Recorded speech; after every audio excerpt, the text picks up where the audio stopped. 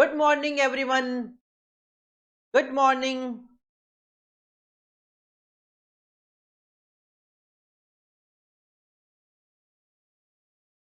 देखो, अगर मैं बात करूं तो इसमें हमारे टॉपिक्स कितने हैं, तो सर टॉपिक्स है इसके अंदर टोटलिटी में 8, जिसमें से हमने ऑलरेडी 5 डिस्कस कर लिए।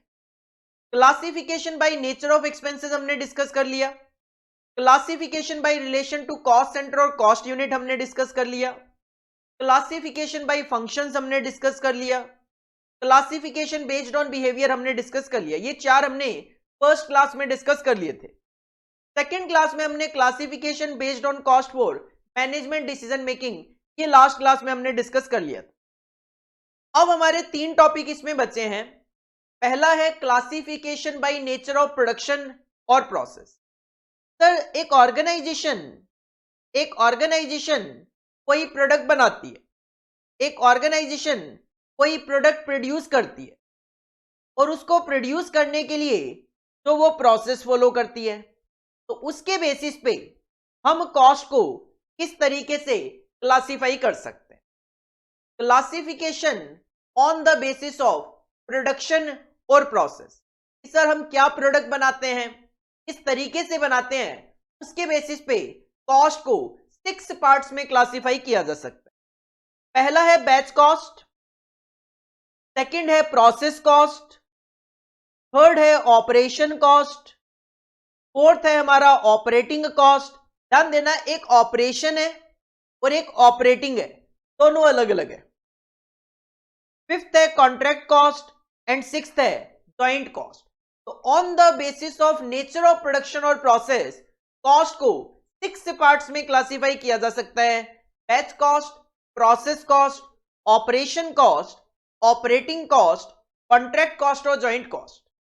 सबको हम इजीली समझ लेंगे एक एक एग्जांपल से। सर सबसे पहले आता है बैच कॉस्ट। सबसे पहले आता है बैच कॉस्ट, और बैच कॉस्ट का अगर मैं सिंपल सी मैं बात करूं तो सर कॉस्ट का मतलब तो खर्चे होता ही है। कॉस्ट का मतलब होता है एक्सपेंसेस इनकर्ड। सर बैच, जब हम एक क्लास लेते हैं, एक क्लास में से एग्जांपल 50 स्टूडेंट्स बैठे हैं, मैं जब टीच कर रहा हूं, मान लो से एग्जांपल एक क्लास में 50 स्टूडेंट्स बैठे हैं, तो मैं क्या कहूंगा, मेरा ये जो बैच है इसमें 50 स्टूडेंट्स है। मतलब बैच का मतलब क्या होता है, बैच का मतलब होता है सिंपली ग्रुप। बैच का मतलब होता है सिंपली ग्रुप। अगर मैं कहता हूं 50 बच्चों का मेरा बैच है, तो ये क्या हो गया, group of students, group of students. और इसी तरीके से जब मैं एक साथ 50 यूनिट, 500 यूनिट, 5000 यूनिट बनाता हूं, तो उसको बोला जाता है batch, that is group of product. Batch costing क्या है, बैच कॉस्टिंग इंडिकेट करता है इस पूरे के पूरे ग्रुप की कॉस्ट को। अगर आप कहते हो सर हम एक बारी में 50 यूनिट बनाते हैं, हम एक बार मशीन को जब चलाते हैं तो 50 यूनिट बना लेते हैं, तो वो 50 यूनिट का आपका क्या है, एक बैच है। हम मार्केट से कोई भी मेडिसिन परचेज करके लाते हैं, अगर आप उसके पीछे देखते हो उस पे बैच कोड लिखा हुआ होता है, उस पे बैच कोड लिखा हुआ होता है। अगर मैं किसी शॉप पे जाता हूं और मुझे से एग्जांपल 20 टैबलेट चाहिए, मुझे से एग्जांपल 20 टैबलेट चाहिए किसी मेडिसिन की, और 10 टैबलेट की मान लो एक स्ट्रिप आती है, तो वो मुझे 2 देगा। अगर वो एक बॉक्स में से ही मुझे दोनों निकाल के देगा और मैं उस पे बैच कोड पढ़ूंगा, तो वो बैच कोड जो होगा वो दोनों पे सेम होगा।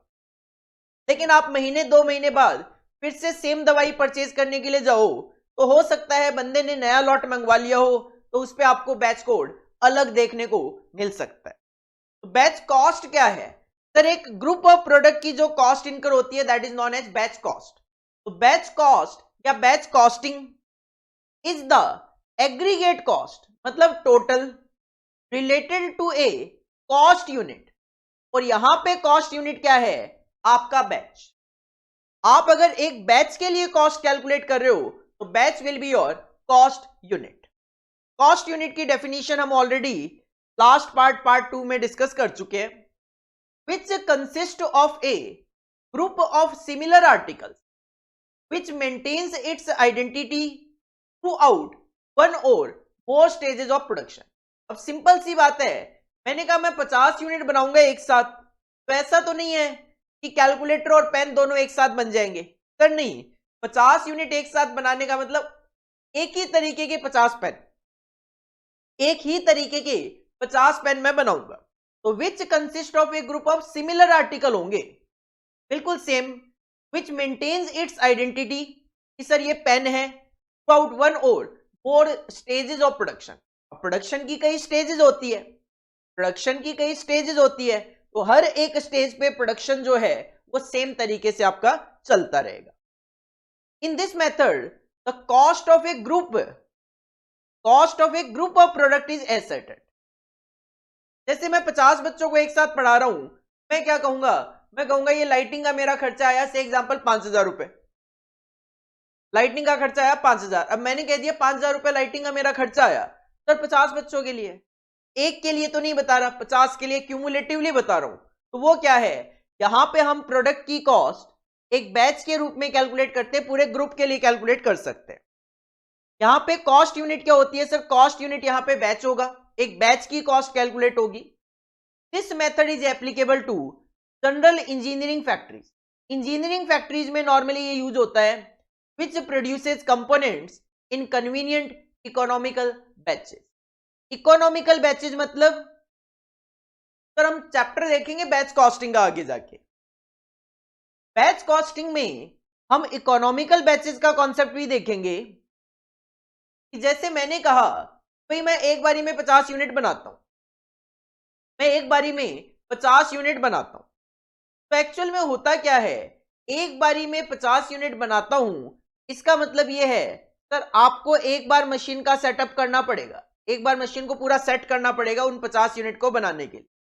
जब वो 50 यूनिट बन जाएगी आपको उसको स्टॉक में रखना पड़ेगा, जब वो 50 यूनिट बन जाएगी आपको उसको स्टॉक के अंदर रखना पड़ेगा। तो सर इस सिचुएशन में होने वाला क्या है, मुझे मशीन को सेटअप जितनी बार करना पड़ेगा के अकॉर्डिंगली मेरी कॉस्ट इनकर होगी, जितनी यूनिट मैं बनाऊंगा उसके अकॉर्डिंगली मुझे स्टॉक रखना पड़ेगा। अकॉर्डिंगली होता क्या है, सेटअप से रिलेटेड सेटअप कॉस्ट होती है और स्टॉक से रिलेटेड कैरिंग कॉस्ट होती है।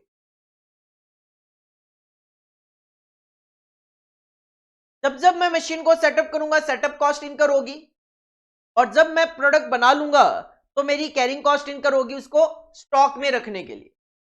और होता क्या है, होता यह है कि सर ये जो दोनों कॉस्ट होती है वो एक दूसरे के बिल्कुल अपोजिट होती है।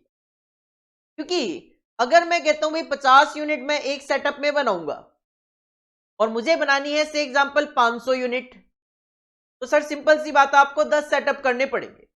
अगर मुझे बनानी है 500 यूनिट और मैं एक बारी में 50 यूनिट बनाऊंगा तो सर मुझे मशीनों को 10 बारी सेटअप करना पड़ेगा, 10 बारी कॉस्ट इनकर होगी सेटअप की।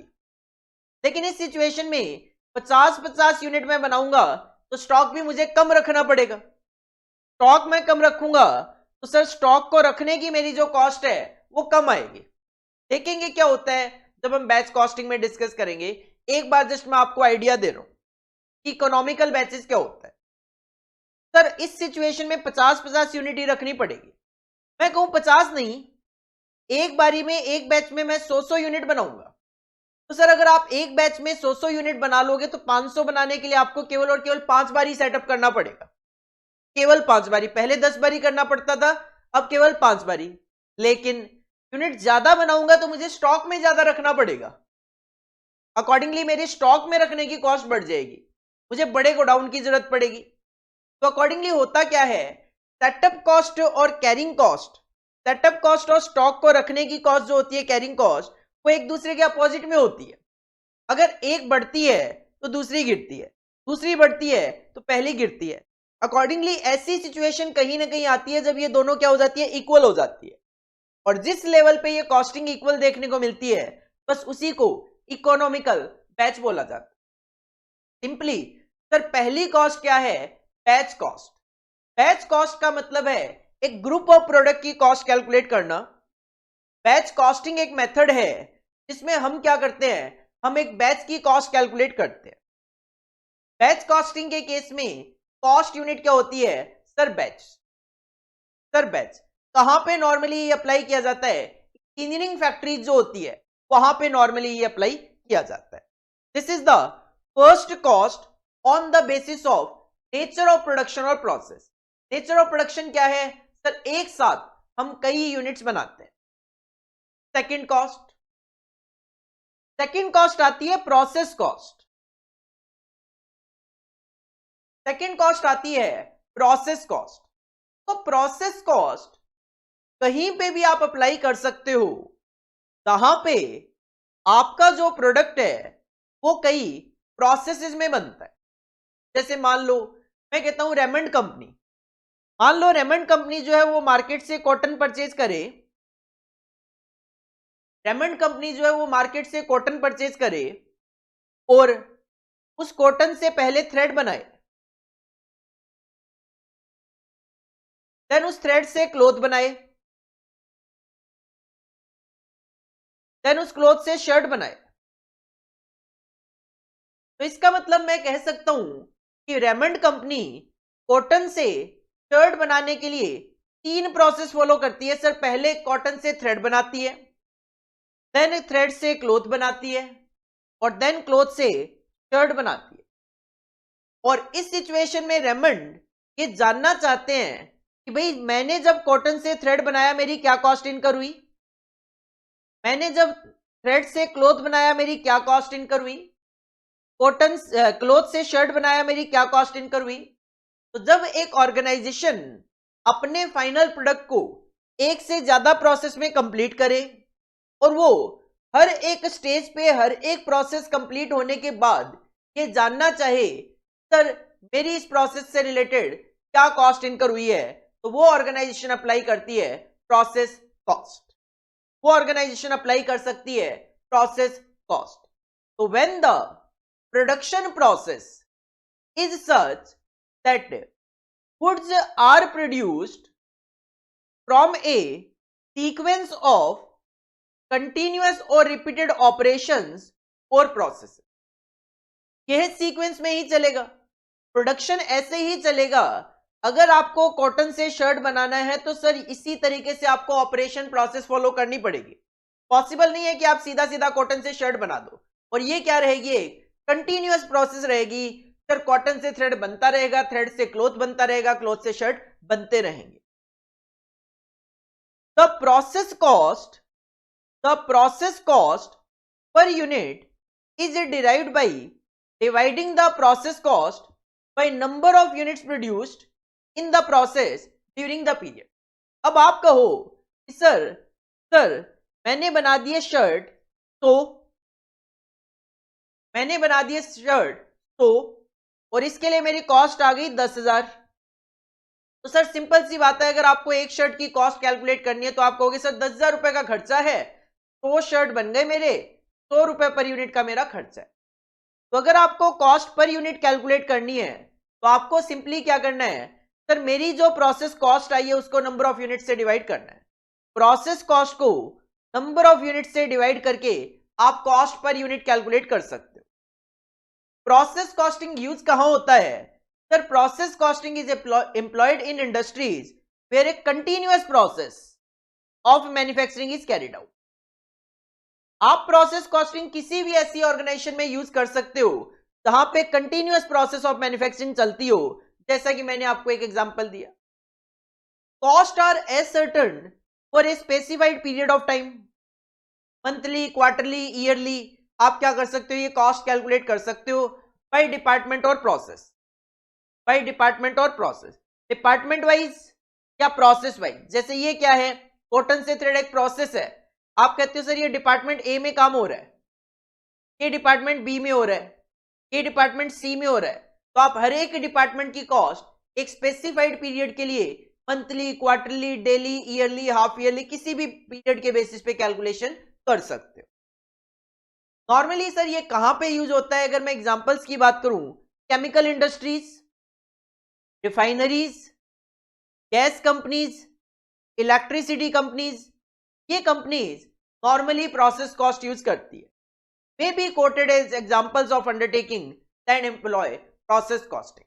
तो सर सिंपल अगर मैं कहूं प्रोसेस कॉस्ट क्या है, तो सर प्रोसेस कॉस्टिंग एक मेथड है जो कि नॉर्मली उन ऑर्गेनाइजेशन में यूज किया जाता है जहां पे कंटिन्यूअस प्रोसेसेस में हमारा प्रोडक्ट बनता है। कंटिन्यूअस प्रोसेसेस में हमारा प्रोडक्ट बनता है, तो इस सिचुएशन में हम क्या करते हैं, हर एक प्रोसेस की अलग अलग कॉस्ट कैलकुलेट करते हैं। अगर आपको ये जानना हो कि एक यूनिट की क्या कॉस्टिंग आई है, तो सिंपली आप क्या कर सकते हो, किसी भी प्रोसेस में आपकी जो कॉस्ट आई है और उस प्रोसेस में आपने कितनी नंबर ऑफ यूनिट प्रोड्यूस की है, डिवाइड करके आप कॉस्ट पर यूनिट कैलकुलेट कर सकते। नॉर्मली सर ये कहां पे यूज होता है, तो ये यूज होता है केमिकल इंडस्ट्रीज में, रिफाइनरीज में, गैस कंपनीज में, इलेक्ट्रिसिटी जनरेटेड कंपनीज में, इनमें ये नॉर्मली यूज किया जाता है। This cost is known as process cost. ये जो हर एक डिपार्टमेंट की कॉस्ट है, बस इसी को प्रोसेस कॉस्ट नाम दिया। पहला sir, on the basis of nature of production और प्रोसेस, फर्स्ट कॉस्ट हमने देखी बैच कॉस्ट, सेकंड हमने देखी प्रोसेस कॉस्ट। के बाद थर्ड आती है ऑपरेशन कॉस्ट। ध्यान से समझना जरा इसको। कई बार बच्चे क्या है, प्रोसेस कॉस्ट और ऑपरेशन कॉस्ट में डिफरेंस नहीं समझ पाते। कई बार स्टूडेंट को प्रोसेस कॉस्ट और ऑपरेशन कॉस्ट में डाउट रहता है। इसको समझने के लिए बहुत छोटा सा एक एग्जांपल लूंगा, यही वाला क्लॉथ से शर्ट बनाने वाला। सर क्लॉथ से मुझे शर्ट बनाना है, मैं एक डिपार्टमेंट में ये काम कर रहा हूं, क्लॉथ से मुझे शर्ट बनाना है, मैं एक डिपार्टमेंट में ये काम कर रहा हूं, और इसके लिए मेरा जो खर्चा है वो है से एग्जांपल 10,000 रुपए। ठीक है सर, ये कौन सी कॉस्ट है, मैं एग्जांपल के अकॉर्डिंगली मैं कह रहा हूं ये प्रोसेस कॉस्ट है। फुल ठीक है सर, एक प्रोसेस की है हमने क्लॉथ से शर्ट बनाने की, और इसमें 10,000 रुपए का खर्चा इनकर हुआ है, तो ये सर प्रोसेस कॉस्ट है। ठीक है, आपने इस डिपार्टमेंट में कुछ काम किया और ये 10,000 रुपए का खर्चा आ गया। अब अगर इस चीज को मैं थोड़ा और डिटेल में बात करूं, तो सर जब क्लॉथ से शर्ट बनाया जाता है तो स्टिचिंग भी होती है, बटन्स भी लगाए जाते हैं, के बाद फिनिशिंग भी होती है। जो धागे वगैरह होते हैं, उनकी कटिंग वगैरह भी अपने को करनी होती है। या क्लॉथ से शर्ट बनाने के लिए स्टिचिंग से पहले भी आप एक कटिंग भी डाल सकते हो कि सर पहले कटिंग होती है, स्टिचिंग होती है, बटन वगैरह लगते हैं, अकॉर्डिंगली फिनिशिंग वगैरह होती है। तो मतलब क्लॉथ को शर्ट में कन्वर्ट करने के लिए आपको ये काम करने हैं। ये जो इंडिविजुअल काम है, इस इंडिविजुअल काम को ऑपरेशन बोला जाता है।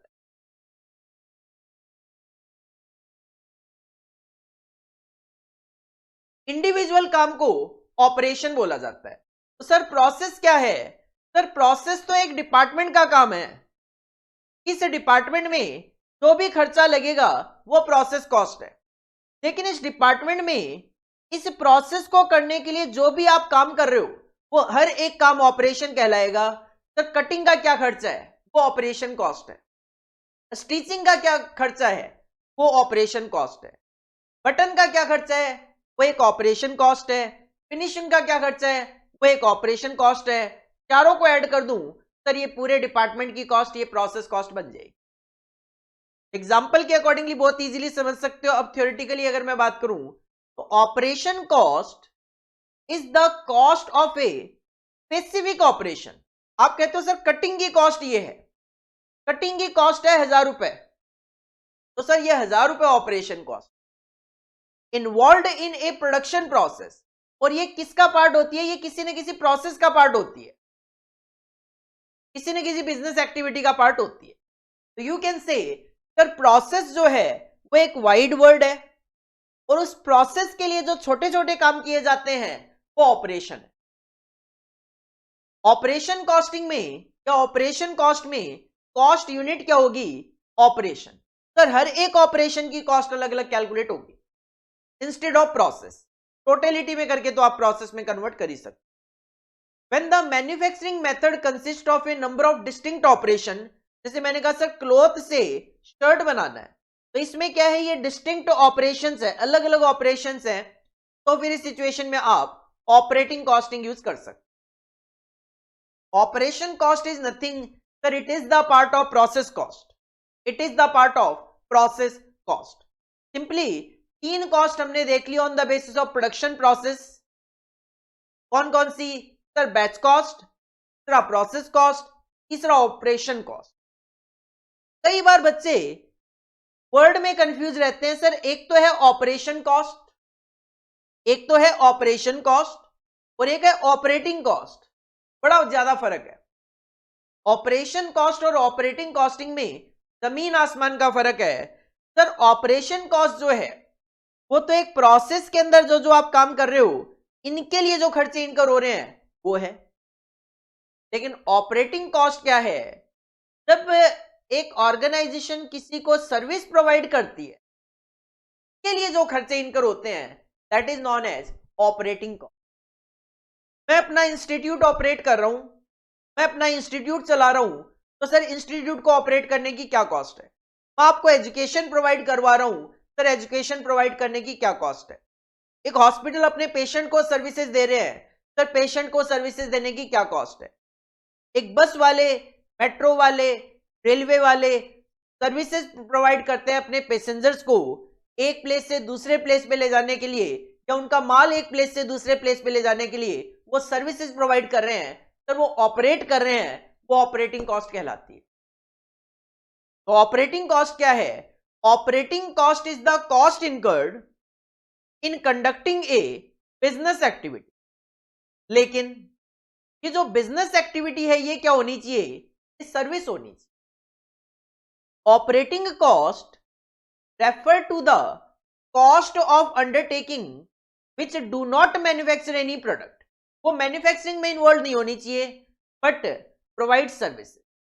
ऑपरेटिंग कॉस्ट किसी बिजनेस से रिलेटेड कॉस्ट ही है, लेकिन वो जो बिजनेस का नेचर है वो कैसा होना चाहिए? सर सर्विस प्रोवाइडिंग नेचर होना चाहिए, सर्विस प्रोवाइडिंग नेचर होना चाहिए। Industries and establishments like power house तो बिजली सप्लाई करते हैं, ट्रांसपोर्ट एंड ट्रेवल एजेंसीज बस, metro, railway, hospitals, schools related to education which undertake services rather than the manufacture of product as certain operating cost. So you can say sir कोई भी person जो services provide करने में engaged है वो जब cost calculate करता है तो उस कॉस्ट कैलकुलेशन को ऑपरेटिंग कॉस्ट बोला जाता है। और इसके लिए हमारा मेथड है ऑपरेटिंग कॉस्टिंग, इसका हम टॉपिक देखेंगे। बैच कॉस्टिंग का अलग से आप पूरा टॉपिक देखोगे, प्रोसेस कॉस्टिंग का अलग से टॉपिक अपने सिलेबस में, ऑपरेशन कॉस्टिंग का अलग से नहीं है, ऑपरेटिंग कॉस्टिंग अलग से देखोगे। द कॉस्ट यूनिट्स, अब सर इस सिचुएशन में कॉस्ट यूनिट क्या होगी? तो इसमें जैसे आप अगर पावर हाउस की बात करोगे तो सर किलोवाट आवर, अगर आप ट्रांसपोर्ट कंपनीज की बात करते हो तो वो पैसेंजर किलोमीटर कंसीडर करते हैं, अगर आप हॉस्पिटल की बात करते हो तो bed in the hospital.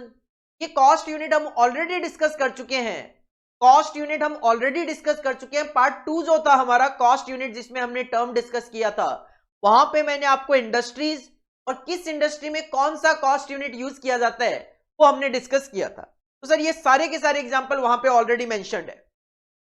Operating costing method constitute a distinct type of costing, एक अलग तरीके की कॉस्टिंग है operating costing, but it may also be classed as a variant of process cost. लेकिन कहते हैं कि आप इसको as a variant of process cost भी बोल सकते हो, since cost in this method are usually compiled for a specified period. इसमें भी क्या होता है, एक स्पेसिफाइड पीरियड के लिए हम कॉस्ट को कंपाइल करते हैं, स्पेसिफाइड पीरियड के लिए हम कॉस्ट को कंपाइल्ड करते हैं। यहां पे भी स्पेसिफाइड पीरियड होता है, यहां पे भी स्पेसिफाइड पीरियड होता है। इसको प्रोसेस कॉस्टिंग का, प्रोसेस कॉस्ट का वेरिएंट इसलिए भी बोला गया है कि देखो सिंपल सी बात है, अगर मैं कोई सर्विस प्रोवाइड करता हूं तो सर्विस प्रोवाइड करने की भी एक प्रोसेस हो सकती है। जैसे मैं आपको अगर टीच कर रहा हूं, मैं आपको अगर टीच कर रहा हूं तो बिल्कुल ऐसा नहीं है कि भी आप आके बैठ गए और मैंने पढ़ाना शुरू कर दिया। नहीं सर, इसकी भी एक प्रोसेस होती है। क्या प्रोसेस होती है? अगर मैं एजुकेशन प्रोवाइड कर रहा हूं आपको, सिंपल सी बात है, आप पहले हमारे इंस्टीट्यूट में से एग्जाम्पल आते हो, वर्चुअल क्लासेस की मैं बात करूं तो आप हमें सबसे पहले कांटेक्ट करते हो या फिर हमारी वेबसाइट मोबाइल ऐप से जाके क्लासेस परचेज करते हो। ये हो गया पहला स्टेप। उसके बाद हमारी तरफ से आपको कोई कॉल या मैसेज आएगा कि हमें आपका ऑर्डर इस तरीके से रिसीव हुआ है। अकॉर्डिंगली अगर आप लाइव क्लासेस ले रहे हो तो हम आपको लाइव क्लासेस में शेड्यूल बता देंगे कि भाई ये टाइमिंग वगैरह, इसके अकॉर्डिंगली आपको ज्वाइन करना है। ये डाउट सेशन वगैरह रहेंगे, जो भी टाइमिंग वगैरह होगी वो बता दी जाएगी। अगर आप हमारा गूगल ड्राइव पेन ड्राइव ले रहे हो तो उस सिचुएशन में हमारी प्रोसेस ये होगी, अगर आपने गूगल ड्राइव लिया है तो हम आपको लिंक सेंड करेंगे, इन्फॉर्म करेंगे आपको कि हमने आपको लिंक सेंड कर दिया। बाकी किसी तरीके का कोई इश्यू हो, these are the contact number जिन पे आप कॉन्टेक्ट कर सकते। अगर आपने पेन ड्राइव ली है तो हमारी प्रोसेस नेक्स्ट ये चलेगी कि हमें आपको पेन ड्राइव डिस्पैच करवानी है। देन हमें आपको एक फॉलोअप लेना है कि आपको किस तरीके की हमारी क्लासेस लग रही है और क्या हम उसके अंदर और इंप्रूवमेंट कर सकते हैं। अगर आपके पास कोई सजेशन है तो you can provide us. Accordingly exam से पहले रिवीजन क्लासेस हम आपको प्रोवाइड करवाते हैं। ये क्या है, ये पूरी की पूरी एक प्रोसेस है। मतलब सर्विस इंडस्ट्री में भी तो कई प्रोसेसेस में सर्विसेज प्रोवाइड की जाती है, जिसकी वजह से यू कैन से कि सर सर्विस कॉस्टिंग जो है दैट इज ऑपरेटिंग कॉस्ट जो है वो प्रोसेस कॉस्ट का ही एक वेरिएंट है। सिंपल कहूं तो सर ऑपरेटिंग कॉस्ट क्या है, सर्विस प्रोवाइडर जब अपनी सर्विस प्रोवाइड करने की कॉस्ट कैलकुलेट करता है तो वो ऑपरेटिंग कॉस्ट है। And these are some examples, power house, transport and travel, hospital, schools, और इनमें जो भी ये कॉस्ट यूनिट्स यूज होती है उनके भी यहाँ पे एग्जाम्पल मैंने मेंशन करे हुए हैं। तो सर पहली फर्स्ट कॉस्ट होगी on the basis of production और process batch cost, second process cost, third operation cost, चौथा ऑपरेटिंग कॉस्ट। इसके बाद फिफ्थ वन आता है contract cost. Sir specific cost है कंस्ट्रक्शन इंडस्ट्री में। कंस्ट्रक्शन इंडस्ट्री में जब एक कॉन्ट्रैक्टर कहता है भाई मेरी इस कॉन्ट्रैक्ट की ये कॉस्ट है, बस वो क्या कैलकुलेट करता है, कॉन्ट्रैक्ट से रिलेटेड कॉस्ट कैलकुलेट करता है। मैंने एक बिल्डर को कहा भाई 4 फ्लोर का एक बिल्डिंग बना के दो मेरे को, तो वो क्या है, एक तरीके से कॉन्ट्रैक्टर है, वो क्या करेगा 4 फ्लोर की एक बिल्डिंग बनाएगा और उसके लिए अपनी कॉस्ट कैलकुलेट करेगा। सर कौन से किस तरीके से कॉस्ट कैलकुलेट करेगा, सर कॉन्ट्रैक्ट कॉस्टिंग के अकॉर्डिंगली वो अपने कॉन्ट्रैक्ट की कॉस्ट कैलकुलेट करेगा। तो कॉन्ट्रैक्ट कॉस्ट क्या है, स्पेसिफिकली कंस्ट्रक्शन इंडस्ट्री से रिलेटेड। तो contract cost is the cost of contract with some terms and condition between contractee and contract.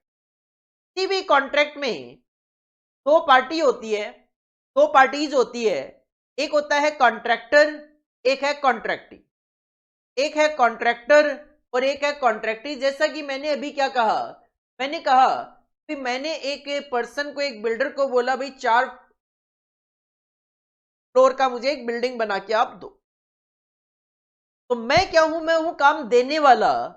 तो काम देने वाला है वो कहलाता है कॉन्ट्रैक्टी, और जिसको काम दिया गया है वो कहलाता है यहां पे कॉन्ट्रैक्टर। तो कॉन्ट्रैक्ट की कॉस्ट कौन कैलकुलेट करेगा, सर कॉन्ट्रैक्टर। कि कहीं ना कहीं जब मैंने बिल्डर को बोला होगा भाई मुझे आप क्या करो 4 फ्लोर की ये बिल्डिंग बना दो, अकॉर्डिंगली मैंने उनको अपना स्पेसिफिकेशन बता दिया होगा और उसके अकॉर्डिंगली वो अपना प्राइस भी मुझे बता देंगे। तो मेरी हेडेक नहीं है, मेरी हेडेक क्या है, मेरी हेडेक केवल और केवल प्राइस पे करने की है। बाकी कॉस्ट तो कॉन्ट्रैक्टर कैलकुलेट करेगा, क्योंकि वो जानना चाहेगा कि भाई मुझे मिलेगा तो इतना पैसा यहां से और मेरा खर्चा इतना आ रहा है, तो मुझे क्या प्रॉफिट हो रहा है। तो कॉन्ट्रैक्ट कॉस्ट कैलकुलेट कौन करेगा, sir contractor. This method is used in undertakings carried out building और कंस्ट्रक्शनल कॉन्ट्रैक्ट। सिंपल कहूं कंस्ट्रक्शन इंडस्ट्री में अप्लाई होता है, लाइक कंस्ट्रक्शनल। अब आप इंजीनियरिंग कंसर्न्स की बात कर लो, सिविल इंजीनियरिंग की बात कर लो, डजंट मैटर, कोई फर्क नहीं पड़ता। अपना पर्सनल काम के लिए कॉन्ट्रैक्टर हायर करूं या फिर गवर्नमेंट रोड्स ब्रिजेस वगैरह बनाने के लिए बात करें, दोनों ही केसेस में कॉन्ट्रैक्ट होते हैं और कॉन्ट्रैक्ट की कॉस्ट कॉन्ट्रैक्टर कैलकुलेट करेगा। कॉस्ट यूनिट क्या होती है, सर यहां पे हर एक कॉन्ट्रैक्ट की अलग अलग कॉस्ट कैलकुलेट होती है। तो कॉस्ट यूनिट यहां पे कॉन्ट्रैक्ट होगी, सर एक कॉन्ट्रैक्ट की कॉस्ट कैलकुलेट की जाएगी, which may continue over more than 1 financial year. और ये जो कॉन्ट्रैक्ट होते हैं ये लॉन्ग पीरियड के होते हैं, जो कि नॉर्मली एक फाइनेंशियल ईयर से ज्यादा चलते हैं।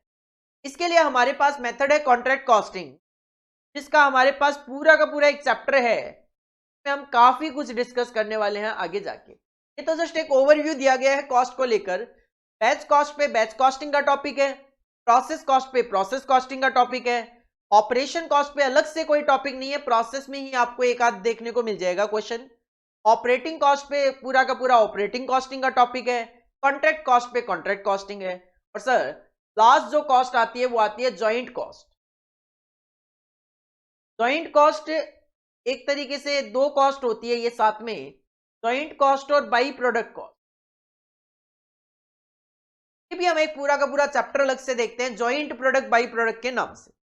जॉइंट मतलब कंबाइंड। सर अगर आप एक प्रोसेस करो और उस एक ही प्रोसेस से एक से ज्यादा प्रोडक्ट अगर जनरेट कर दो, एक प्रोसेस आप करो प्रोसेस ए, और उससे अगर आप एक से ज्यादा प्रोडक्ट जनरेट कर देते हो, इस सिचुएशन में इस प्रोसेस में मान लो 5 लाख रुपए का खर्चा आया, तो सर इसका मतलब प्रोडक्ट पी और क्यू दोनों के लिए 5 लाख रुपए का खर्चा है, दोनों के लिए 5 लाख रुपए का खर्चा है, कि 5 लाख रुपए इसके पॉइंट ऑफ व्यू से जॉइंट कॉस्ट कहलाएगी। बड़ा एक सिंपल से एक एग्जांपल मैं दूं। आपने क्या किया, आपने कॉटन से थ्रेड बनाया, आपने कॉटन से थ्रेड बनाया, थ्रेड से आपने क्लॉथ बनाया। अब क्या हुआ, क्लॉथ से जब आप आगे गारमेंट्स बनाने जा रहे हो, आपने क्या किया, आपने इस कपड़े को यूज कर रहे हो एक तो लेडीज टी शर्ट्स बनाने के लिए, लेडीज टी शर्ट्स बनाने के लिए, और इस कपड़े से आप क्या कर रहे हो, आप शर्ट्स भी बना रहे हो इस कपड़े से। ये है से एग्जांपल मेन शर्ट्स, जेंट्स के शर्ट्स हैं। तो सर इसका मतलब कपड़ा तो एक ही है, लेकिन आप क्या करोगे, आप इस डिपार्टमेंट में दो तरीके के प्रोडक्ट बनाओगे, लेडीज टी शर्ट और जेंट्स के शर्ट्स। तो सर इस सिचुएशन में यहां तक का जो खर्चा है, मतलब कॉटन से थ्रेड और थ्रेड से क्लॉथ तक का मान लो 5 लाख रुपए का खर्चा आया, तो सर इसका मतलब I can say sir ladies T shirt और जेंट्स टी शर्ट में जो क्लॉथ है उसका खर्चा 5 लाख है, उसका खर्चा 5 लाख है। अब आप अगर लेडीज टी शर्ट की कॉस्ट निकालना चाहते हो, जेंट्स के शर्ट्स की कॉस्ट निकालना चाहते हो, तो आपको क्या करना पड़ेगा, इस 5 लाख रुपए की कॉस्ट को डिवाइड करना पड़ेगा लेडीज टी शर्ट और जेंट्स के शर्ट्स में, तभी तो आप इंडिविजुअली अलग अलग कॉस्ट कैलकुलेट कर पाओगे। तो सर जॉइंट कॉस्ट क्या है, जब जब आपकी कॉस्ट किसी प्रोसेस में कंबाइंड इनकर होती है और उसके बाद आप उससे अलग अलग प्रोडक्ट बना लेते हो। सर जो कंबाइंड कॉस्ट इनकर होती है, that combined cost is known as joint cost. Joint cost क्या है, joint cost are the common cost of facilities और services employed in the output of 2 or more simultaneously produced or otherwise closely related operations, commodities और services। मैंने आपको commodities के example दे दिए। Sir 5 lakh रुपए का खर्चा है मेरा यहां तक का, के बाद मैं लेडीज टी शर्ट और जेंट शर्ट इनसे बनाऊंगा।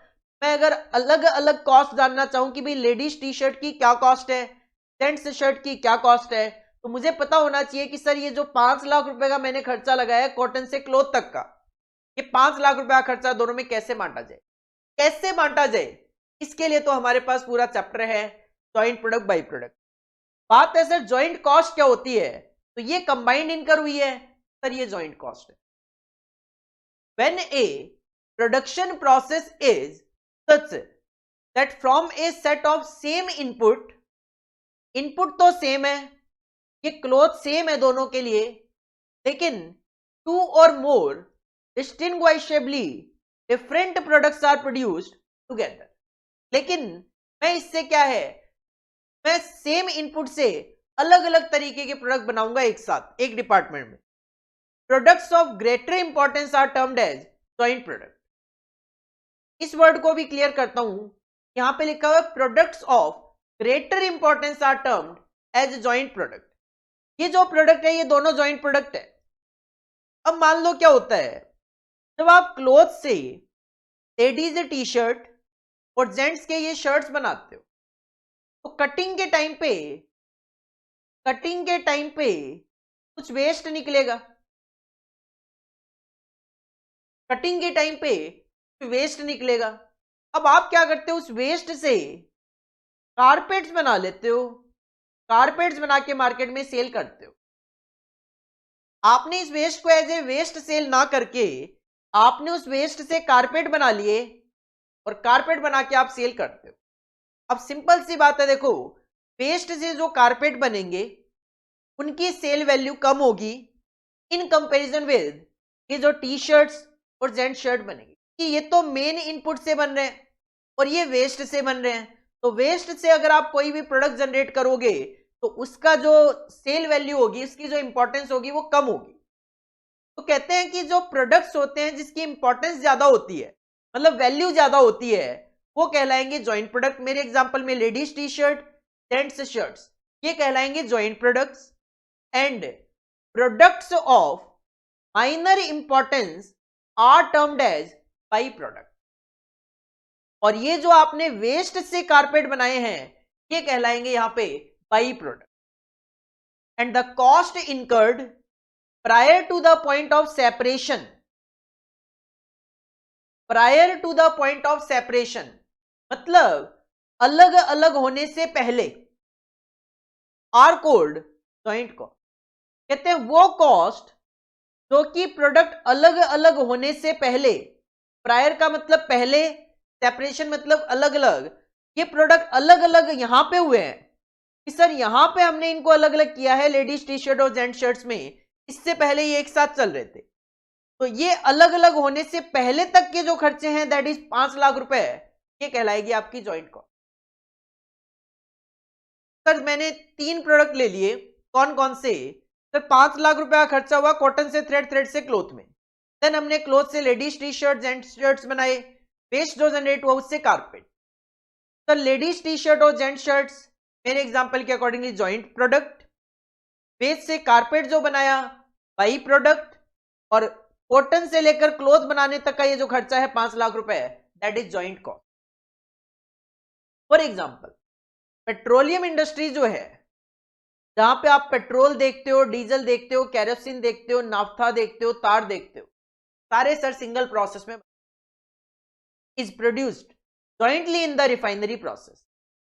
इनके लिए एक ही प्रोसेस होती है, रिफाइनरी प्रोसेस। रिफाइनरी प्रोसेस से ही पेट्रोल भी बनता है, डीजल भी बनता है, नाफ्ता भी बनता है, कैरोसिन भी बनता है, तार भी बनता है। तो सर इसका मतलब रिफाइनरी प्रोसेस में जो कॉस्ट लगती है that cost is known as joint cost, that cost is known as joint cost. अगर कोई स्क्रैप जनरेट होता है, अगर कोई वेस्ट जनरेट होता है, उसको आप प्रोडक्ट में कन्वर्ट कर रहे हो, तो इसके लिए जो आप खर्चे लगाते हो that is known as by product cost. By product का मतलब स्क्रैप से कोई भी प्रोडक्ट बनाना वो बाई प्रोडक्ट है। अब उस स्क्रैप को प्रोडक्ट में कन्वर्ट करने का कुछ खर्चा तो लगेगा, सर वो by product cost. These are the fixed cost on the basis of production or process, batch cost, process cost, operation cost, operating cost, contract cost and joint cost. Done है, चलिए good. एक question आया हमारे exam में दिसंबर 2018 में, और वो question क्या था, joint cost is suitable for, joint cost कौन सी इंडस्ट्री के लिए सुटेबल होती है, oil industry, fertiliser industry, ornament industry या इंफ्रास्ट्रक्चर इंडस्ट्री। तो सर हमने अभी अभी एग्जांपल्स में देखा है कि ये जो पेट्रोल इंडस्ट्री है, पेट्रोलियम इंडस्ट्री जो है, यहां पे जॉइंट कॉस्ट एप्लीकेबल होती है। मतलब your answer will be A, your answer will be A. Oil industry में जॉइंट कॉस्ट यूज होती है, ऑयल इंडस्ट्री में जॉइंट कॉस्ट यूज होती है। इसके बाद क्लासिफिकेशन के पॉइंट ऑफ व्यू से मैं बात करूं तो लास्ट क्लासिफिकेशन आता है classification of cost, last classification आता है classification of cost on the basis of time. Sir time के बेसिस पे भी आप कॉस्ट को क्लासिफाई कर सकते, टाइम के बेसिस पे भी कॉस्ट को क्लासिफाई किया जा सकता है। सर एक हो सकती है हिस्टोरिकल कॉस्ट, तो कॉस्ट आप ऑलरेडी इनकर कर चुके हो, वो हिस्टोरिकल कॉस्ट है। एक हो सकती है प्री डिटरमाइंड कॉस्ट, अगर आप फ्यूचर के लिए कॉस्ट कैलकुलेट करने जा रहे हो तो वो कहलाती है प्री डिटरमाइंड कॉस्ट। अब प्री डिटरमाइंड कॉस्ट को फर्दर दो पार्ट में एनालाइज किया गया है, one is standard cost and one is estimated cost. Sir classification of cost on the basis of time की मैं बात करूं, it may be historical cost, it may be pre determined cost. Pre determined cost को further दो part में analyse किया जा सकता है, one is standard cost and another one is estimated cost. क्या होती है सर ये? तो सबसे पहले हिस्टोरिकल कॉस्ट की अगर मैं बात करूं, हिस्टोरिकल कॉस्ट का मतलब है वो कॉस्ट जो पास्ट में ऑलरेडी इनकर हो चुकी होती है। अगर मैं बैठा हूं फरवरी के अंदर और फरवरी में मैं जनवरी में जो खर्चे किए थे उसके अकॉर्डिंगली कैलकुलेशन कर रहा हूं, तो वो मैं कर रहा हूं हिस्टोरिकल कॉस्टिंग फॉलो। तो सर हिस्टोरिकल कॉस्ट क्या है? हिस्टोरिकल कॉस्ट आपको एक्चुअल कॉस्ट कैलकुलेट करना बताता है कि अगर मैं जनवरी में जो कॉस्ट इनकर हुई थी उसके बेसिस पे फरवरी में कैलकुलेशन कर रहा हूं, तो सर मेरे पास सारा का सारा डेटा एक्चुअल होगा और मैं जो कॉस्ट कैलकुलेट कर रहा हूं वो एक्चुअल कॉस्ट होगी। लेकिन किस बेसिस पे? हिस्टोरिकल, मतलब पुराने डेटा के बेसिस पे, तो सर वो हिस्टोरिकल कॉस्ट कहलाती है। तो हिस्टोरिकल कॉस्ट क्या है? Historical cost are the actual cost of acquiring assets और प्रोड्यूसिंग गुड्स और सर्विसेज। मैं कहता हूं मैंने जनवरी में एक मशीन खरीदी थी 5 लाख की, सर ये हिस्टोरिकल कॉस्ट है, एक्चुअल कॉस्ट है, हिस्टोरिकल कॉस्ट है। मैं कहता हूं जनवरी में मैंने 100 यूनिट बनाई, 10,000 रुपए की कॉस्ट आई, तो एक यूनिट को बनाने की कॉस्ट 100 रुपए पर यूनिट थी मेरी, सर ये एक्चुअल कॉस्ट है, हिस्टोरिकल कॉस्ट है। They are postmortem cost. आप सबने सुना होगा पोस्टमार्टम, सर एक पर्सन का मरने के बाद पोस्टमार्टम हो सकता है। बिल्कुल वैसे ही अगर आप कोई कॉस्ट इनकर कर चुके हो उसके बाद उसके बेसिस पे कोई भी कैलकुलेशन कर रहे हो, तो सर वो पोस्टमार्टम कर रहे हो आप उस कॉस्ट का। Ascertained after they have been incurred and they represent the cost of actual operational performance. Actual performance के बेसिस पे ये कॉस्ट कैलकुलेट हो रही है। Historical costing follow a system of accounting to which all values are based on cost actually incurred as relevant from time to time। तो historical costing system क्या है? Historical costing system एक ऐसा system है कि हम time to time actual cost जो incur हो चुकी होती है उसकी अकाउंटिंग करते हैं, उसके बेसिस पे कोई भी कैलकुलेशन वगैरह करते हैं कि सर कॉस्ट पर यूनिट क्या आई, टोटल कॉस्ट क्या आई। तो जब आप कॉस्ट इनकर करने के बाद कोई भी स्टेटमेंट वगैरह बना रहे हो कि सर मेरी ये कॉस्ट इनकर हुई थी, तो आप फॉलो कर रहे हो हिस्टोरिकल कॉस्ट, आप फॉलो कर रहे हो हिस्टोरिकल कॉस्टिंग सिस्टम। इसी से रिलेटेड आपके एग्जाम में दिसंबर 2019 में एक क्वेश्चन पूछ लिया गया। क्वेश्चन था MCQ, cost which are ascertained after they have been incurred. जब कॉस्ट इनकर हो चुकी होती है उसके बाद अगर हम कैलकुलेशन कर रहे हैं, कॉस्ट एज सर्टेन कर रहे हैं कि भाई क्या कॉस्ट आ रही है मेरी, तो वो कहलाती है sunk cost, imputed cost, historical cost और अपॉर्चुनिटी कॉस्ट। तो sir it is known as historical cost, it is known as historical cost. देखो यहां पे इंप्यूटेड और अपॉर्चुनिटी कॉस्ट तो मतलब ही नहीं बनता, लेकिन एक बार बच्चे के माइंड में आ सकता है सर संक कॉस्ट भी तो पास्ट कॉस्ट होती है। लेकिन अगर आप डेफिनेशन के पॉइंट ऑफ व्यू से बात करो तो संक कॉस्ट की डेफिनेशन देते वक्त कुछ ऐसा बोला जाता है ये पास्ट कॉस्ट होती है और डिसीजन मेकिंग के लिए इसका कोई रोल नहीं होता। ये पास्ट कॉस्ट होती है और डिसीजन मेकिंग के लिए इसका कोई रोल नहीं होता। लेकिन हिस्टोरिकल कॉस्ट कहता है खर्चे करने के बाद जब मैं कॉस्ट कैलकुलेट करता हूं तो वो कॉस्ट क्या कहलाती है? Historical cost. कई बार बच्चा कहता है सर क्या मैं संक कॉस्ट की डेफिनेशन में हिस्टोरिकल कॉस्ट की डेफिनेशन और हिस्टोरिकल कॉस्ट की डेफिनेशन में संक कॉस्ट की डेफिनेशन लिख सकता हूं? तो मैं ये कहूंगा बेटा देखो होती तो दोनों सेम ही है, लेकिन classification on the basis of किस बेसिस पे आप क्लासिफिकेशन कर रहे हो वो कहीं ना कहीं वेरी कर जाता है। तो आप थोड़ा स्पेसिफिक रहने की कोशिश करो कि सर संक कॉस्ट अगर आपसे पूछा जाए तो आप उसमें ये केवल और केवल ये मत बोलो कि ये सर पास्ट कॉस्ट है, आप ये भी बोलो सर ये पास्ट कॉस्ट है और इसका डिसीजन मेकिंग के लिए कोई यूज नहीं है।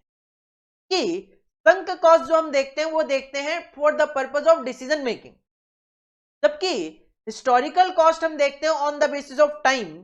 तो इसमें हम स्पेसिफिकली कुछ ऐसे लिखने की कोशिश करते हैं कि सर वो खर्चे जो हम ऑलरेडी इनकर कर चुके हैं, वो खर्चे जो हम ऑलरेडी इनकर कर चुके हैं और उसके बेसिस पे हम कॉस्ट एसेटन करना चाह रहे हैं। कॉस्ट एसेटन किसकी करोगे सर? किसी प्रोडक्ट की, किसी सर्विस को प्रोवाइड करने की। तो कॉस्ट एसेटेनमेंट के लिए जो कॉस्ट है वो हिस्टोरिकल कॉस्ट है, जबकि संक कॉस्ट एसेटेनमेंट नहीं, वो आपको डिसीजन मेकिंग के लिए यूज की। कहीं ना कहीं स्पेसिफिक रहने की कोशिश करो डेफिनेशन को लेकर। खर्चा तो एक ही है, उसी को आप अलग अलग तरीके से क्लासिफाई कर सकते। मैं कहता हूं रेंट मेरा जनवरी में इनकर हो गया, हाँ मैं बैठा हूं फरवरी में, मैं कहता हूं रेंट का खर्चा हुआ था मेरा जनवरी में 5,000 रुपए का, सर हिस्टोरिकल बात कर रहा हूं। मैं कहता हूं मेरा मार्च में 5,000 रुपए का खर्चा होगा रेंट पे, सर ये फ्यूचर कॉस्ट होगी। बात तो मैं रेंट की ही कर रहा हूं, लेकिन किस सेंस में बात कर रहा हूं उसके अकॉर्डिंगली कहानी चलती है सारी की सारी। सर इस कॉस्ट को क्या नाम दिया जाए?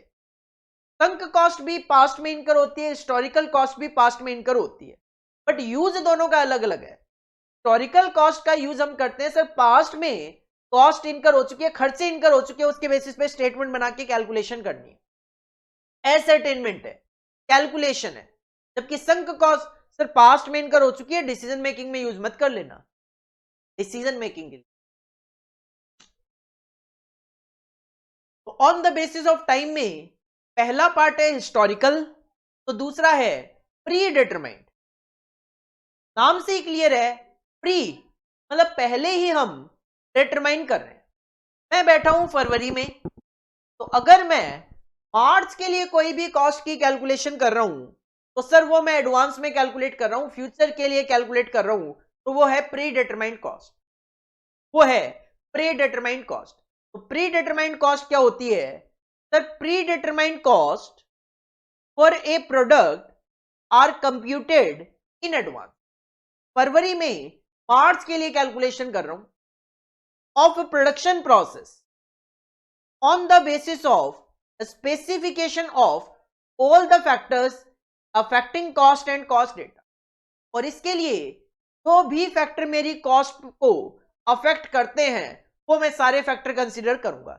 लाइक मैं यूनिट्स कितनी बनाऊंगा, इस पे मेरी कॉस्ट डिपेंड करेगी। सर मटेरियल मार्केट से खरीदूंगा कि खरीद चुका हूं, लेबर, ओवरहेड, जो भी फैक्टर आपकी टोटल कॉस्ट को इंपैक्ट कर सकते हैं वो सारी की सारी चीजें हम कंसीडर करते हुए प्री डिटरमाइंड कॉस्ट निकाल सकते हैं। ये जो प्री डिटरमाइंड है, मतलब प्री डिटरमाइंड का सिंपल सा मतलब तो ये है सर एडवांस में कॉस्ट की कैलकुलेशन करना। लेकिन इसके दो वेरिएंट है सर, स्टैंडर्ड और एस्टिमेट। दो तरीके की हो सकती है pre determined cost, one is standard and another one is estimate. Sir क्या फर्क है दोनों? देखो स्टैंडर्ड का मतलब है एक एनालिसिस करके ये डिटरमाइन करना, ये डिसाइड करना कि अगर मैं फ्यूचर में कोई भी यूनिट बनाऊंगा तो क्या कॉस्ट आनी चाहिए, क्या कॉस्ट आनी चाहिए। स्टैंडर्ड कॉस्ट क्या है सर? क्या कॉस्ट आनी चाहिए, उसके बेसिस पे अगर मैं बात करूं सर क्या कॉस्ट आनी चाहिए जो होती है, क्या कॉस्ट आनी चाहिए जो होती है, उसके लिए आप करंट भी ध्यान में रखोगे। करंट सिनेरियो मार्केट में ये चल रहा है, फ्यूचर में सिनेरियो ये हो सकता है, अकॉर्डिंगली मेरी जो कॉस्ट है ये इनकर होनी चाहिए। करंट सिनेरियो ये चल रहा है और मुझे लगता है कि मार्केट में ये हो सकता है, अकॉर्डिंगली कॉस्ट ये आनी चाहिए। अब ये जो स्टैंडर्ड कॉस्ट है ये जो डिसाइड की जाती है, के लिए ऑर्गेनाइजेशन में जो भी मैनेजर लेवल के पर्संस होते हैं उनका इन्वॉल्वमेंट भी लिया जाता है, उनको भी इन्वॉल्व किया जाता है। जैसे मुझे एक यूनिट बनानी है और मैंने कहा 10 रुपए की कॉस्ट आएगी, तो ये 10 कैलकुलेशन कैसे हो सकती है? आप प्रोडक्शन मैनेजर के पास जाओ और उनको पूछोगे एक यूनिट को बनाने में कितना मटेरियल लगेगा, कहते हैं मेरा एक्सपीरियंस यह है कि 5 केजी रॉ मटेरियल लगेगा, कि मैं ये प्रोडक्शन करता रहता हूं, करंटली भी 5 केजी लग रहा है और मुझे फ्यूचर में ऐसा कुछ नहीं लग रहा कि 5 रुपए 5 केजी से ज्यादा रॉ मटेरियल यूज होगा, मुझे नहीं लग रहा है।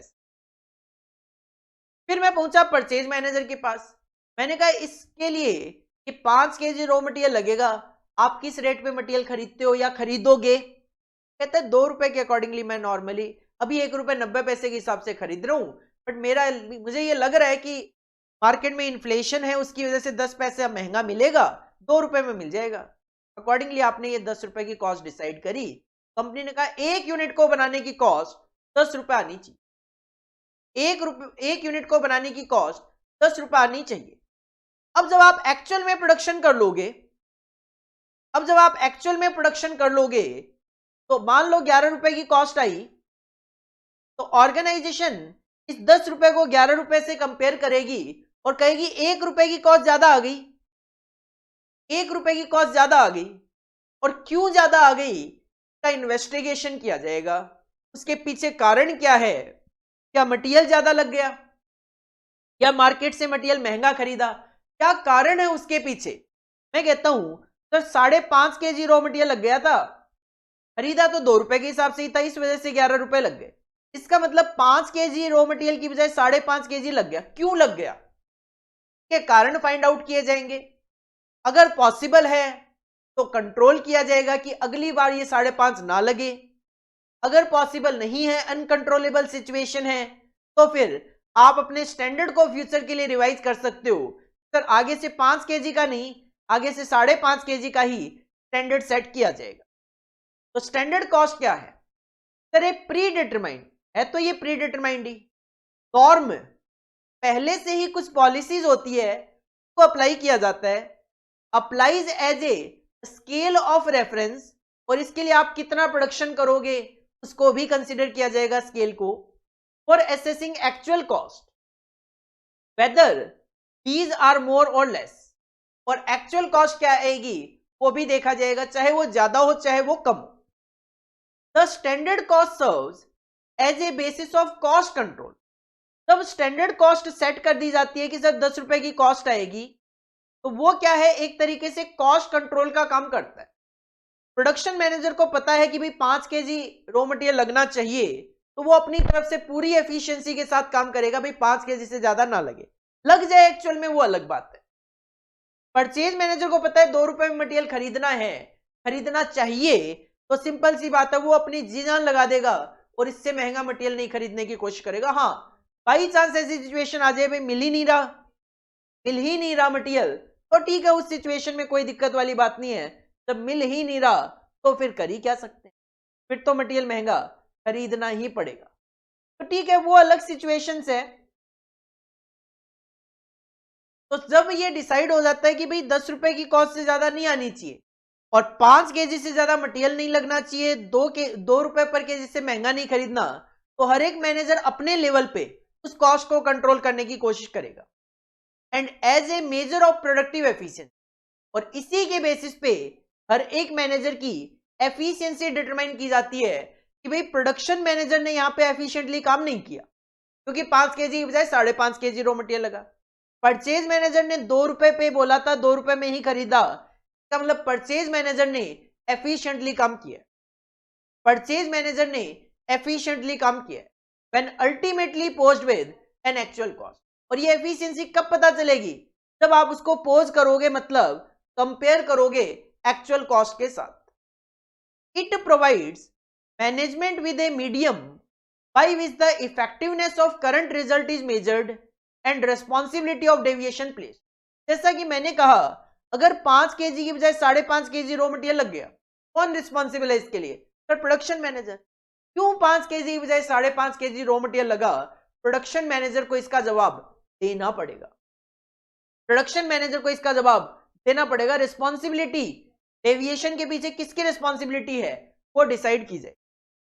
Standard cost are used to compare the actual cost with the standard cost with a view to determine the variances. Variances का मतलब होता है डिफरेंसेस। की सर 10 की बजाय 11 रुपए की कॉस्ट आ गई, 1 रुपए ज्यादा कॉस्ट आई, ₹1 का डिफरेंस है, that is known as variance. पूरा का पूरा चैप्टर है हमारे पास स्टैंडर्ड कॉस्टिंग का, तो हम आगे जाके डिस्कस करने वाले हैं। If any and analyse the causes of variances, ये नहीं कि बस बोल के छोड़ दिया ₹1 एक्स्ट्रा कॉस्ट आ गई, नहीं, इन्वेस्टिगेट किया जाएगा सर ₹1 की कॉस्ट क्यों ज्यादा आई है, what are the causes of variances and take proper measure to control them, और उसको कंट्रोल करने के लिए ऑर्गेनाइजेशन कोशिश करे। स्टैंडर्ड कॉस्ट क्या है? स्टैंडर्ड कॉस्ट का मतलब है सर कॉस्ट कितनी आनी चाहिए, और उसको एक्चुअल के साथ कंपेयर किया जाता है, डिफरेंसेस एनालाइज किए जाते हैं, कारण उसके पीछे एनालाइज किए जाते हैं, और उसको फ्यूचर के लिए फिर से कंट्रोल करने की कोशिश की जाती है। अब स्टैंडर्ड कॉस्ट में क्या है? कंपैरिजन है एक्चुअल कॉस्ट के साथ।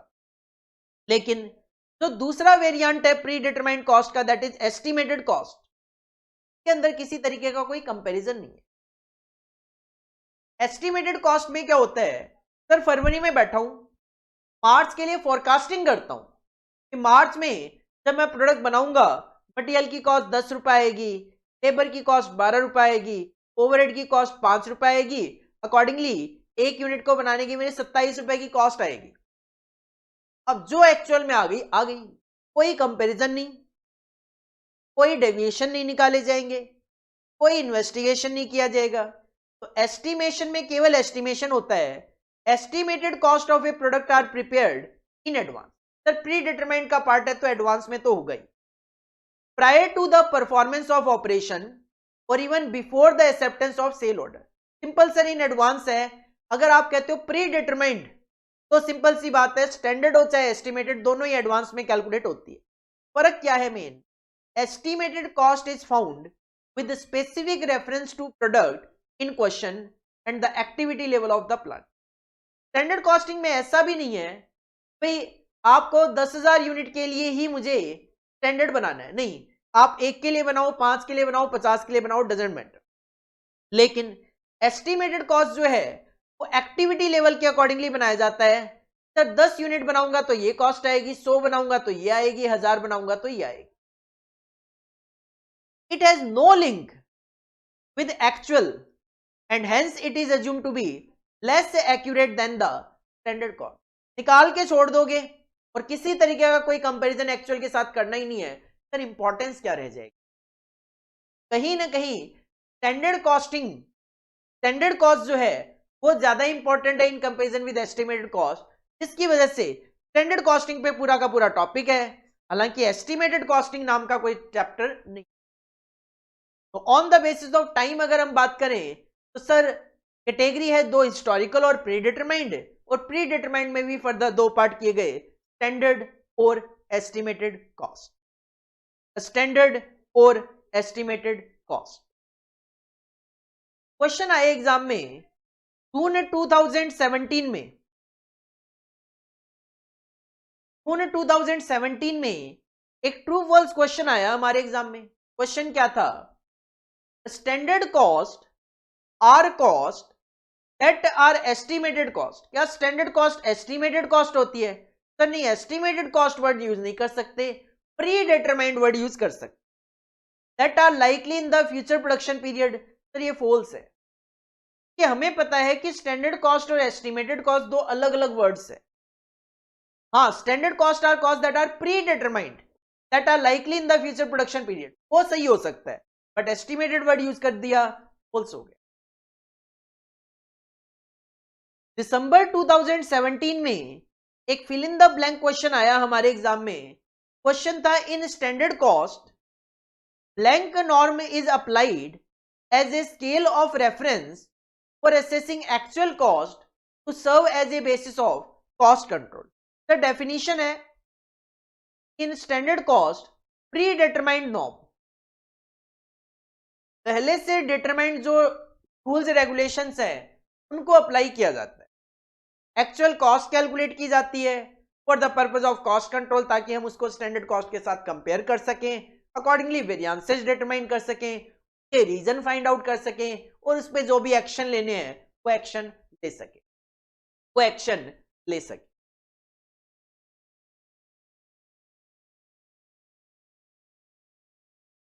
के बाद लास्ट जो टॉपिक है पार्ट 3 क्लासिफिकेशन ऑफ कॉस्ट में, that is techniques of costing, techniques of costing.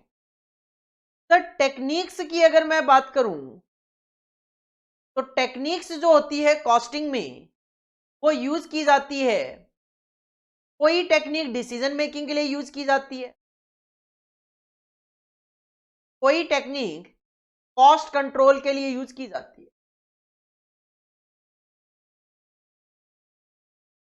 तो सर 4 तरीके की टेक्निक है, में पहला है स्टैंडर्ड कॉस्टिंग, दूसरा है मार्जिनल कॉस्टिंग, तीसरा है यूनिफॉर्म कॉस्टिंग और चौथा है बजटरी कंट्रोल। चौथा है बजटरी कंट्रोल। ये 4 तरीके की टेक्निक्स हमारे सिलेबस में गिवन है और इस सीक्वेंस में जो पहली कॉस्टिंग है स्टैंडर्ड कॉस्टिंग, सर इस पे अभी हम जिक्र कर तो रहे थे। स्टैंडर्ड कॉस्ट के लिए जो टेक्निक यूज की जाती है वो स्टैंडर्ड कॉस्टिंग है। तो सर स्टैंडर्ड कॉस्टिंग एक टेक्निक ऑफ कॉस्ट कंट्रोल है जिसमें एक ऑर्गेनाइजेशन पहले स्टैंडर्ड कॉस्ट प्री डिटरमाइन करती है, देन जब एक्चुअल कॉस्ट इनकर हो जाती है तो स्टैंडर्ड कॉस्ट को एक्चुअल कॉस्ट के साथ कंपेयर किया जाएगा। जो भी उसमें डिफरेंसेस होंगे, जो भी उसमें वेरिएंसेस होंगे वो एनालाइज किए जाएंगे, पता लगाया जाएगा who is the responsible person behind it, क्या एक्शन इस पे लेने चाहिए, क्या हमें कोई ऐसी कॉस्ट है जो कंट्रोल की जा सकती है, अकॉर्डिंगली एक्शन लेने हैं, या फिर आप अपने स्टैंडर्ड को फ्यूचर के लिए रिवाइज कर सकते। तो स्टैंडर्ड कॉस्टिंग क्या है? It refer to the preparation of standard cost. सबसे पहले इसमें स्टैंडर्ड कॉस्ट प्रिपेयर की जाती है, स्टैंडर्ड कॉस्ट कैलकुलेट की जाती है, and applying them to measure the variation, then actual के साथ कंपेयर करके वेरिएशन निकाले जाते हैं from standard cost and analyzing the variations with a view to maintain maximum efficiency in production। Purpose क्या है? एफिशिएंसी मेंटेन करना, maximum to maximum efficiency maintain करना, अचीव करना, cost control technique. Actual cost को compare किया जाएगा with the pre determined cost that is standard के साथ, और जो भी वेरिएंसेस होंगे, डेविएशन होंगे, वो नोट डाउन किए जाएंगे। सर ये डिफरेंसेस हैं। Thereafter, the reason for the variances are ascertained। Sir क्यों डिफरेंस आए जो हमने स्टैंडर्ड सेट किया था उसमें और एक्चुअल कॉस्ट में, और इसके बाद necessary steps are taken to prevent their recurrence. और अगर हमारी गलती से कोई कॉस्टिंग ज्यादा ही है तो वो गलती फ्यूचर में ना हो। It is a technique of cost control. ये टेक्निक सर पूरा का पूरा एक चैप्टर है स्टैंडर्ड कॉस्टिंग को लेकर। स्टैंडर्ड कॉस्टिंग में सिंपल यही कहूंगा सर, पहले स्टैंडर्ड प्रिपेयर किए जाते हैं, एक्चुअल कॉस्ट इनकर हो जाती है, वो फाइंड आउट कर ली जाती है, देन स्टैंडर्ड को एक्चुअल के साथ कंपेयर कर लिया जाता है, दोनों में डिफरेंस निकाल लिए जाते हैं, डिफरेंस क्यों है कारण फाइंड आउट कर लिए जाते हैं, देन उन कारणों के अकॉर्डिंगली रेमेडियल जो एक्शन लेने हो वो एक्शन लिए जाते हैं।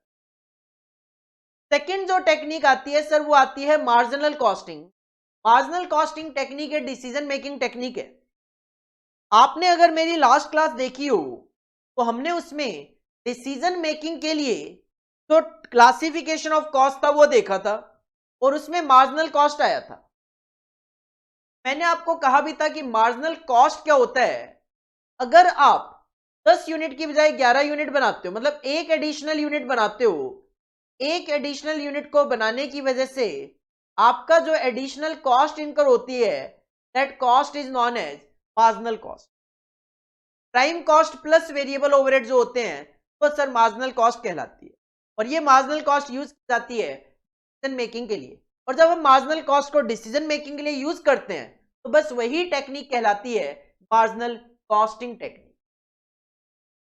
तो it refer to the ascertainment of marginal cost, मेरे एग्जांपल के अकॉर्डिंगली 8 रुपए, by differentiating between fixed cost and variable cost and the effect on profit of the changes in volume or type of output। मेरे example के accordingly ये क्या है? ये है मार्जिनल कॉस्ट। मार्जिनल कॉस्ट का कॉन्सेप्ट ये कहता है भाई हम फिक्स्ड कॉस्ट और मार्जिनल कॉस्ट वेरिएबल कॉस्ट को अलग अलग कर लेते हैं, और जब हम स्टॉक का वैल्यूएशन करते हैं तो वो केवल और केवल वेरिएबल कॉस्ट पे किया जाता है, फिक्स्ड कॉस्ट को हम स्टॉक वैल्यूएशन के लिए यूज नहीं करते। It means it follow the, मतलब ये बिहेवियर वाइज क्लासिफिकेशन को फॉलो करते हैं।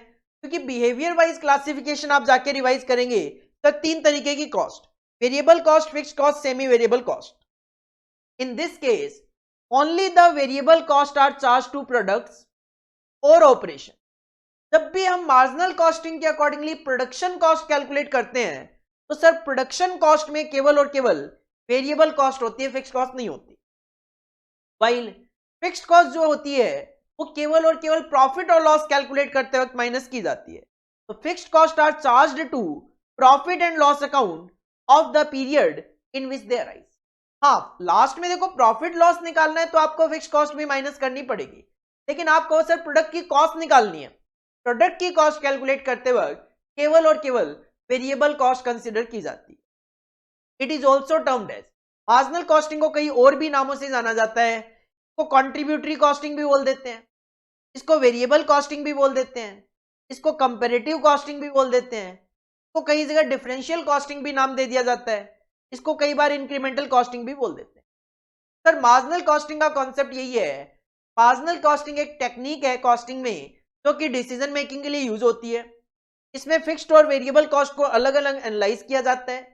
जब प्रोडक्ट की कॉस्ट कैलकुलेट की जाती है, स्टॉक का वैल्यूएशन किया जाता है, केवल मार्जिनल कॉस्ट वेरिएबल कॉस्ट पे किया जाता है. फिक्स्ड कॉस्ट को सर कब कंसीडर किया जाता है? जब हम प्रॉफिट और लॉस कैलकुलेट करेंगे तो उस सिचुएशन में फिक्स्ड कॉस्ट को भी कंसीडर किया जाएगा. ये कुछ और भी नाम है, कंट्रीब्यूटरी कॉस्टिंग हो गया, कंपैरेटिव कॉस्टिंग हो गया, वेरिएबल कॉस्टिंग हो गया, इंक्रीमेंटल कॉस्टिंग भी बोल देते हैं, डिफरेंशियल कॉस्टिंग भी बोल देते हैं. तीसरा जो टेक्निक आता है वो आता है यूनिफॉर्म कॉस्टिंग. और यूनिफॉर्म जो कॉस्टिंग है वो कोई कॉस्ट कैलकुलेशन का तरीका नहीं है. यूनिफॉर्म कॉस्टिंग अगर मैं बात करूं तो अपने आप में कोई कॉस्ट कैलकुलेशन का तरीका नहीं है. जैसे स्टैंडर्ड कॉस्टिंग में है, मार्जिनल कॉस्टिंग में है, वैसे यूनिफॉर्म कॉस्टिंग कोई कॉस्ट कैलकुलेशन का तरीका नहीं है. यूनिफॉर्म कॉस्टिंग उस सिस्टम को बोला जाता है जब एक इंडस्ट्री में कई कंपनियां कॉस्टिंग को रिकॉर्ड करने का सेम सिस्टम फॉलो करें. या मैं सिंपल कहूं सर कॉस्टिंग के सेम प्रिंसिपल्स अगर एक इंडस्ट्री में कई कंपनीज यूज करें. क्या मैं कहूं से एग्जांपल रिलायंस है, रिलायंस की कई कंपनियां हैं मान लो, और हर एक कंपनी में वो सेम कॉस्टिंग प्रिंसिपल्स अगर यूज करें तो कहा जाता है कि भाई रिलायंस जो है वो यूनिफॉर्म कॉस्टिंग फॉलो कर रही है. यूनिफॉर्म मतलब same type of principles, same principles of costing are used in various companies under the same management या इन वन इंडस्ट्री. तो उस सिस्टम को नाम दे दिया गया just a uniform costing. Sir uniform costing क्या है? Uniform costing may be defined as the application and use of the same costing principle. Same costing principle and procedures by different organizations under the same management या फिर on a common understanding between members of an association. You can say sir एक industry में कई companies same costing principle follow करें, या एक company की कई कंपनियां, जैसे रिलायंस है, रिलायंस की कई कंपनियां हैं भाई, रिलायंस जियो भी है, रिफाइनरीज भी है, ग्रोसरी वगैरह भी है, डिजिटल भी है. तो अगर वहां पे सेम कॉस्टिंग प्रिंसिपल फॉलो किया जाए तो we can say uniform costing follow हो रहा है. It is thus not a separate technique और मेथड. ये कोई टेक्निक या मेथड नहीं है अपने आप में, क्योंकि ये कोई कॉस्ट कैलकुलेट नहीं करता. It simply denotes a situation. तो ये क्या है सर? ये एक सिचुएशन है in which a number of organisations may use the same costing principles in such a way to produce costs which are of the maximum comparability. अब होगा क्या? जब यूनिफॉर्म कॉस्टिंग फॉलो किया जाएगा सर कंपैरिजन अच्छा होता है.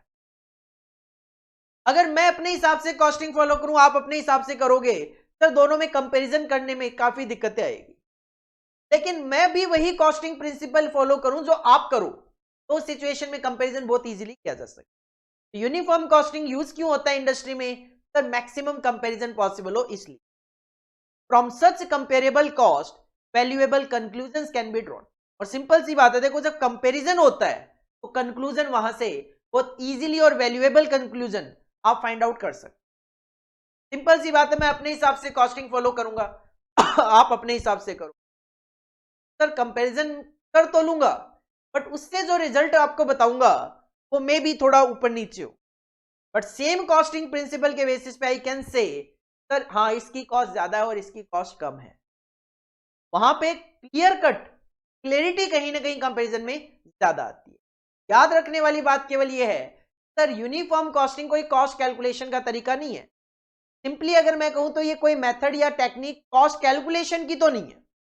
ये एक सिचुएशन को इंडिकेट करता है जहां पे एक इंडस्ट्री में कई ऑर्गेनाइजेशन या अंडर द सेम मैनेजमेंट कई कंपनी जो होती है वो सेम कॉस्टिंग प्रिंसिपल फॉलो कर रही होती है।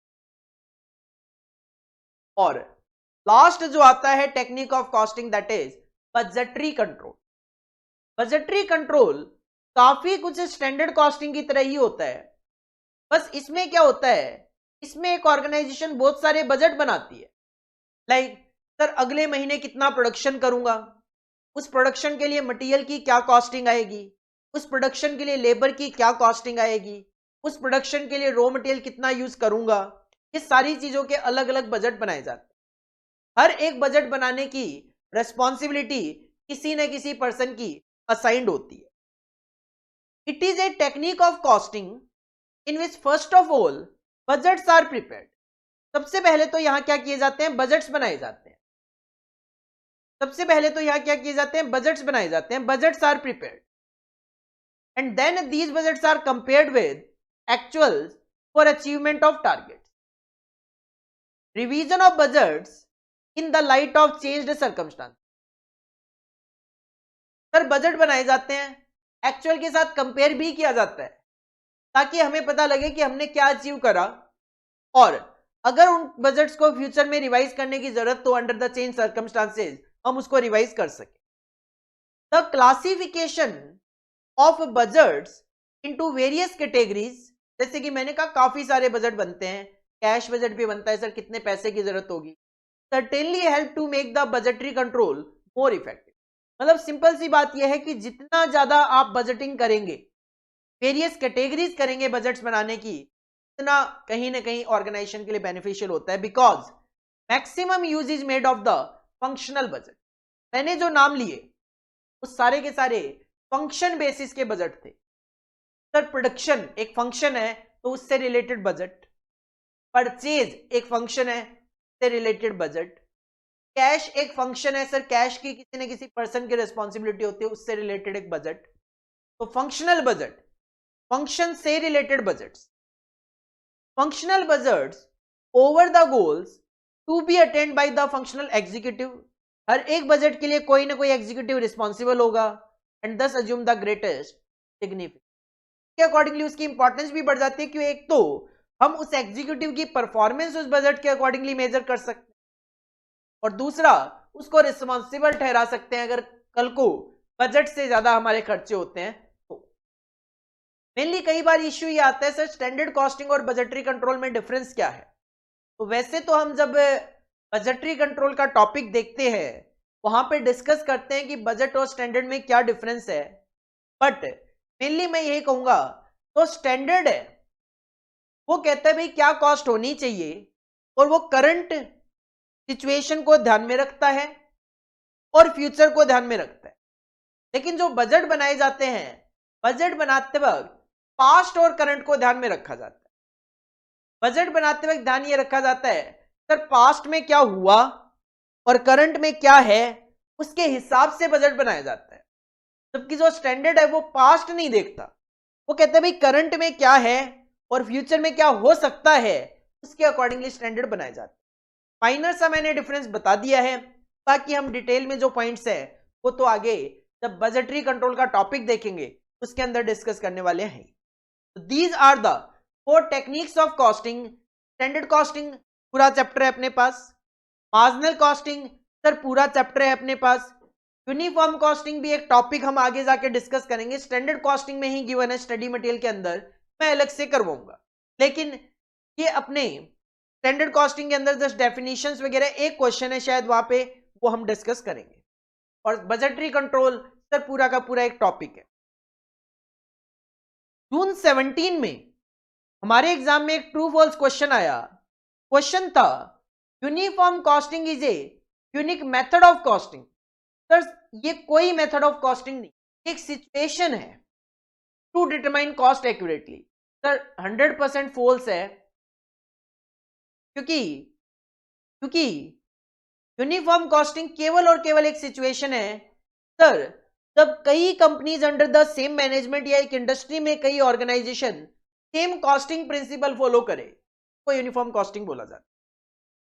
दिसंबर 18 में एक ट्रू फॉल्स क्वेश्चन आया, marginal costing follow the identifiability wise classification of cost. Sir नहीं, marginal costing behaviour wise classification जो है वो फॉलो करता है।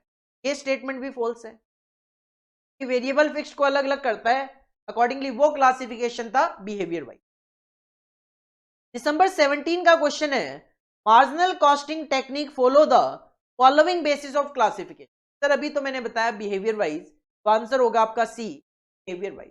एक ही क्वेश्चन है, ट्रू फॉल्स में पूछा, फिर उसी को एमसीक्यू फॉर्मेट में डाल के रख दिया।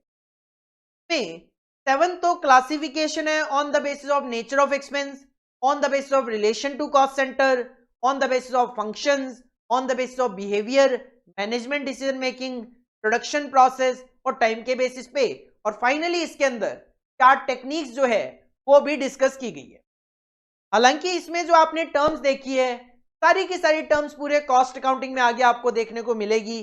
कुछ चीजें आपको बहुत डिटेल में, लाइक अगर मैं बात करूं तो आपने जो प्रोडक्शन प्रोसेस के बेसिस पे बात करी आज कॉस्ट की, हर एक पे अपने पास पूरे पूरे चैप्टर हैं। टेक्निक ऑफ कॉस्टिंग सर हर एक पे अपने पास पूरे पूरे टॉपिक्स हैं। बाकी जो आपने कॉस्ट का क्लासिफिकेशन देखा है सर, ये जो कॉस्ट है कहीं पे भी इनका टर्म यूज कर लिया जाएगा, वर्ड यूज कर लिए जाएंगे, और अपने को उस टाइम पे पता ही नहीं होता कि ये है क्या। कहीं ना कहीं यहां से आप क्लैरिटी लेके जाओगे आगे तो आपको क्वेश्चंस को समझने में बहुत आसानी होगी। कहीं पे भी कोई भी टर्म लिखा हुआ होगा हिस्टोरिकल कॉस्ट, आप इजीली समझ जाओगे सर क्वेश्चन कहना क्या चाहता है। संक कॉस्ट, सर आप क्वेश्चन को देखते ही आइडिया लगा लोगे क्वेश्चन किस बात कर रहा है। संक का मतलब है पास्ट में जो इनकर हो चुके हैं डिसीजन में कोई यूज नहीं। मार्जिनल कॉस्ट, क्वेश्चन चाहता क्या है, करवाना क्या चाह रहा है, क्या देना चाह रहा है मुझे। कि मेन दिक्कत क्या है प्रैक्टिकल्स में, क्वेश्चन समझ में नहीं आता, और क्वेश्चन को समझने के लिए तो टर्म्स अपने को पता होना चाहिए।